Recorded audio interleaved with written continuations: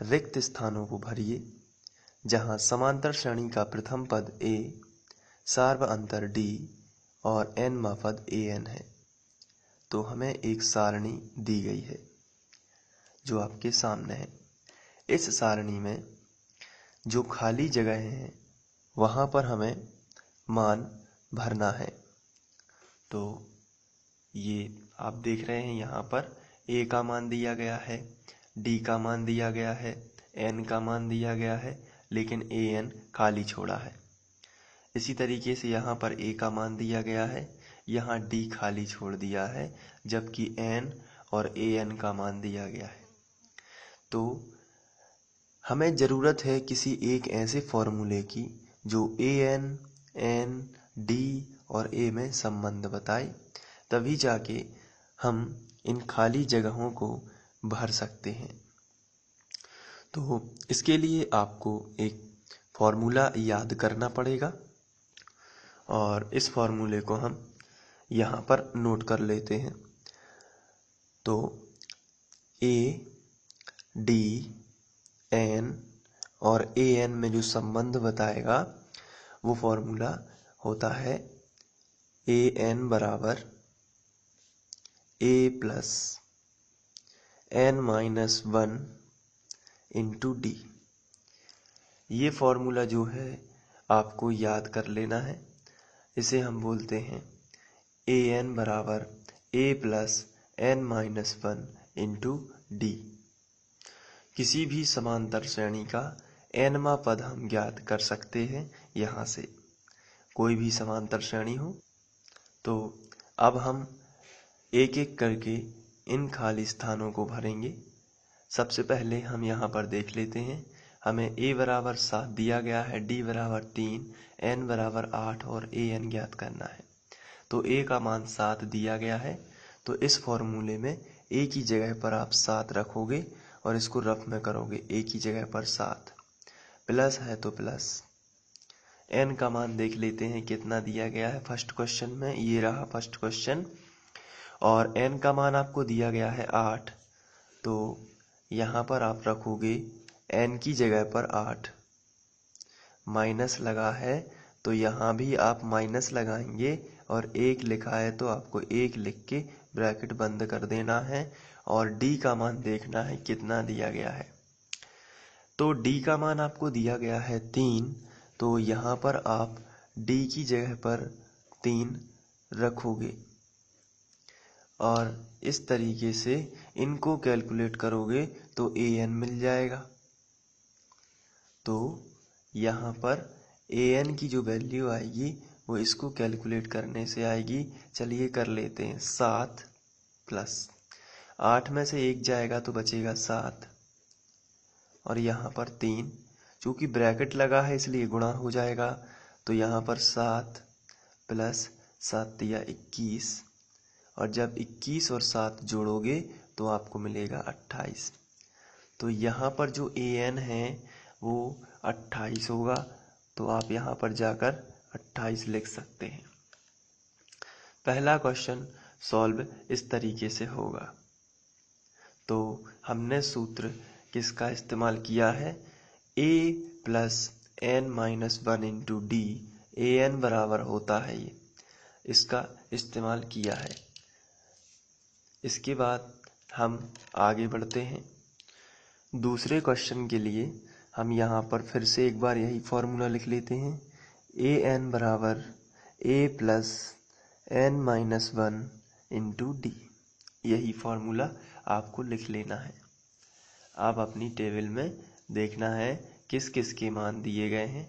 सबसे पहले तो आपको a का मान दिया गया है -18 है, तो यहाँ पर आप a की जगह पर लिख सकते हो -18 है, प्लस है तो प्लस। अब देख लेते हैं क्या n का मान दिया गया है। तो यहाँ पर सेकंड क्वेश्चन जो हम लोग कर रहे हैं वहाँ पर n का मान दिया गया है 10। तो यहाँ पर आप लिखोगे 10 माइनस 1, और d का मान देख लेते हैं सेकंड क्वेश्चन में। d का मान हमें ज्ञात करना है, तो हम यहाँ पर d लिख देंगे और आगे an का मान हमें दिया गया है 0, तो an रखेंगे 0। यानी हमें an और d सभी के मान देख लेना है। फिर 0 बराबर -18 ये रहेगा ज्यों का त्यों। 10 में से 1 जाएगा तो बचेगा 9 और ये d इसको ज्ञात करना है, ये ज्यों का त्यों। -18 जो है इसका हम पक्षांतर इस तरफ कर सकते हैं, तो ये आ जाएगा +18 बराबर 9d। इसके बाद गुणा वाली संख्या जो है ये बटे में आ जाएगी।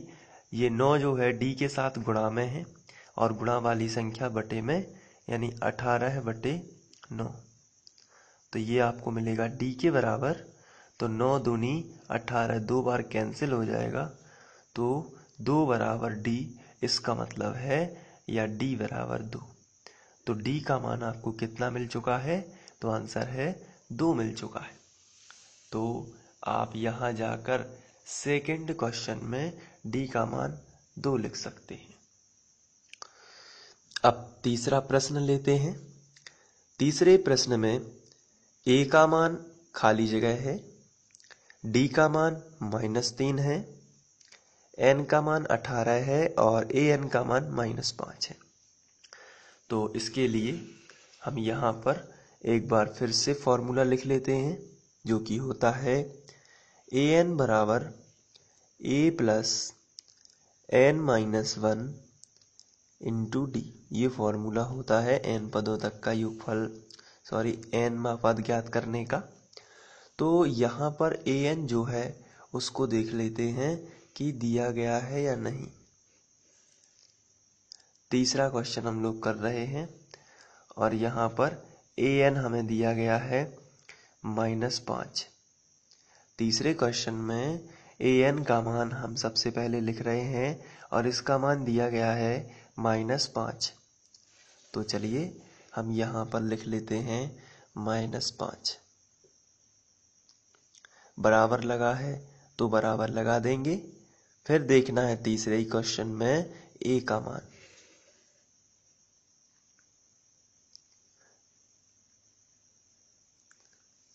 तीसरा प्रश्न, a का मान हमें ज्ञात करना है, तो हम a ही लिखेंगे।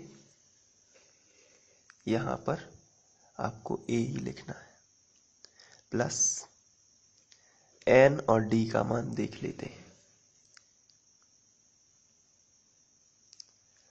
तो तीसरे क्वेश्चन में n का मान 18 और d का मान -3।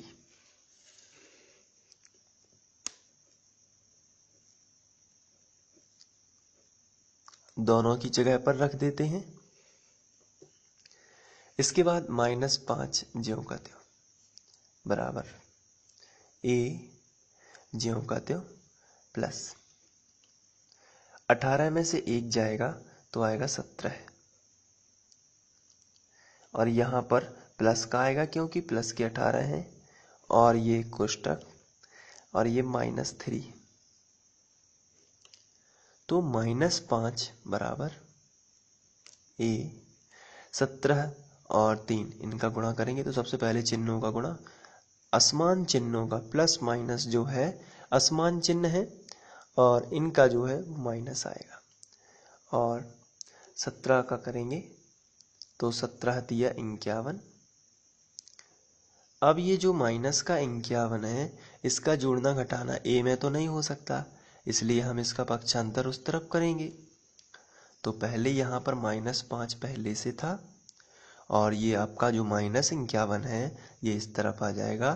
तो बताइए क्या होगा, +51 बराबर a।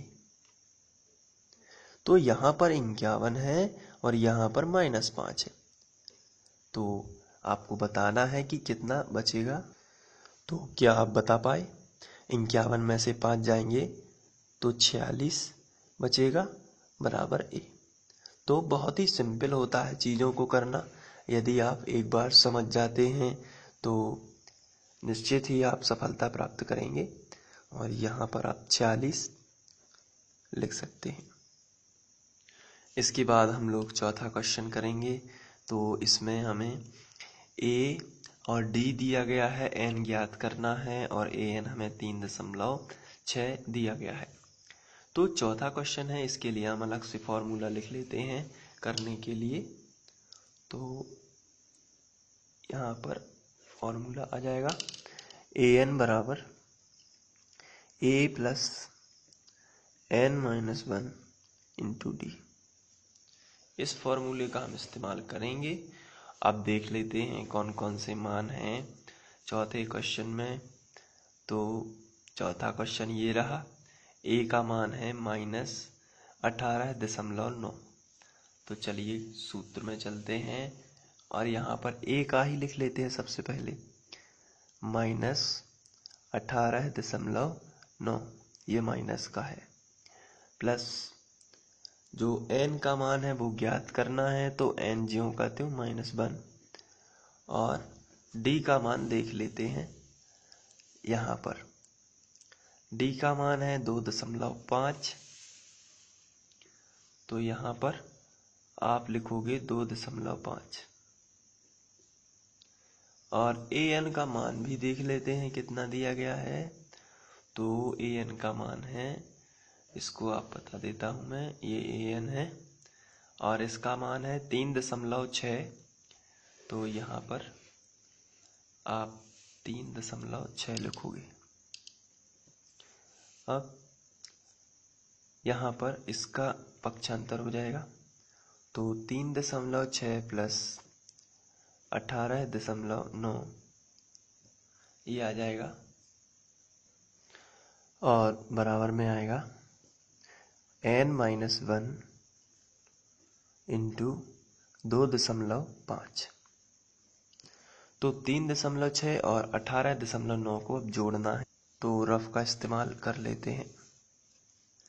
सबसे पहले लिख लेते हैं 3.6, फिर लिखेंगे 18.9 और इनको कैलकुलेट करेंगे, प्लस लगा लेते हैं। 9 और 6 15, 15 की 5 हासिलाई 1, 8 और 3 11 और 1 12 की 2 हासिलाई 1, 1 और 1 2, एक अंक बाद दशमलव वापस लगा देना है, तो ये आएगा 22.5 बराबर n-1 और 2.5। ये जो है n-1 के गुणा में है 2.5, तो ये गुणा वाली संख्या बटे में आ जाएगी। तो आएगी यहाँ पर पहले जो ऊपर लिखा है उसको आपको ज्यों का त्यों लिख देना है, और बटे में आएगा 2.5। तो ये आपका आएगा n-1। अब यहाँ पर आप देख रहे हैं एक अंक बाद दशमलव यहाँ पर है और एक अंक बाद दशमलव यहाँ पर है। तो जब भी अंश बाहर में दशमलव इकाई अंक से समान हो तो आप दशमलव को हटा सकते हैं, क्योंकि उसके बटे में आप 10/10 लिखोगे तो वो कैंसिल हो जाएगा। जैसे अगर 2.5 बटे 3.5 लिखा है तो यहाँ पे भी इकाई अंक से एक अंक बाद दशमलव है और यहाँ पर भी इकाई अंक से एक अंक बाद दशमलव है। इसका मतलब दोनों की जो दशमलव के स्थान है वो समान है। ऐसी स्थिति में आप दशमलव हटा के 25/35 लिख सकते हैं।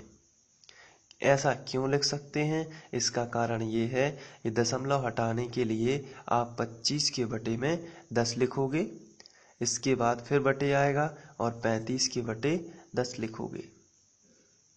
लेकिन हम ऊपर वाली संख्या यदि ज्यों की त्यों लिखें और नीचे वाली संख्या को पलट के गुणा में लेके आए तो 35/10 का हो जाएगा 10/35। तो ये कैंसिल आउट हो जाएंगे, तो आपको फाइनली आंसर मिलेगा 25/35। तो इतना सारा आपको नहीं करना है, आपको छोटी सी ट्रिक बना लेनी है कि यदि दशमलव का जो स्थान है वो यदि अंश में उतना है और हर में भी उतना है तो आप ये करोगे। यदि मान के चलिए यहाँ पर इस तरीके का होता तो आप फिर दशमलव नहीं हटा सकते, क्योंकि ऊपर 2 अंक बाद लगा है और नीचे 1 अंक बाद। लेकिन यहाँ भी 1 अंक बाद लगा है और यहाँ भी 1 अंक बाद दशमलव लगा है। इसका मतलब ये है कि ये दशमलव हट सकता है। बिल्कुल वही कंडीशन यहाँ पर है। यहाँ पर भी 1 अंक बाद दशमलव लगा है और यहाँ पर भी 1 अंक बाद दशमलव लगा है, तो हम दशमलव हटा देंगे। यानी हम लिखेंगे 225/25 बराबर n-1। और 25 नम्मा 225 होते हैं, तो यहाँ पर हम लिखेंगे 9 बराबर n-1। ये 9 और ये n-1। माइनस का 1 इसका पक्षांतर इस तरफ करेंगे तो 9 + 1 बराबर n। 9 और 1 10 बराबर n। यानी जो n का मान है वो 10 आया है, तो आप यहाँ सारणी में 10 लिख सकते हैं। इसके बाद आखिरी क्वेश्चन है, इसको ले लेते हैं। तो आखिरी क्वेश्चन के लिए हम एक फॉर्मूला वही वाला लिखेंगे। तो यहाँ पर फॉर्मूला ये है। अब इसके बाद हम देखेंगे आखिरी क्वेश्चन में an, n और d के मान। तो यहाँ पर आप देख रहे हैं कि a का मान है 3.5 और d का मान है 0। दोनों के लिख लेंगे। तो यहाँ पर a का मान 3.5 दिया गया है प्लस, और d का मान हमें दिया गया है 0। अब n और an का देख लेते हैं किसका दिया गया है। यहाँ पर n का मान दिया गया है 105, तो हमें an का मान ज्ञात करना है। तो हम लोग यहाँ पर लिख लेते हैं 105 - 1 और an अब ज्ञात करेंगे।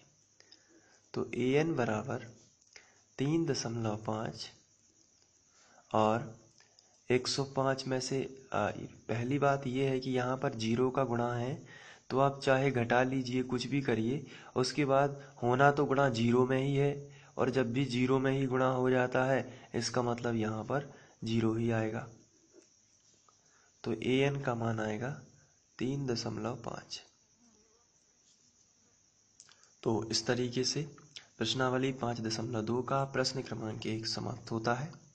आशा करता हूँ कि ये आपको पसंद आया होगा, और इसी तरीके से आप अपना सपोर्ट बनाए रखिए, अपनी मेहनत रखिए।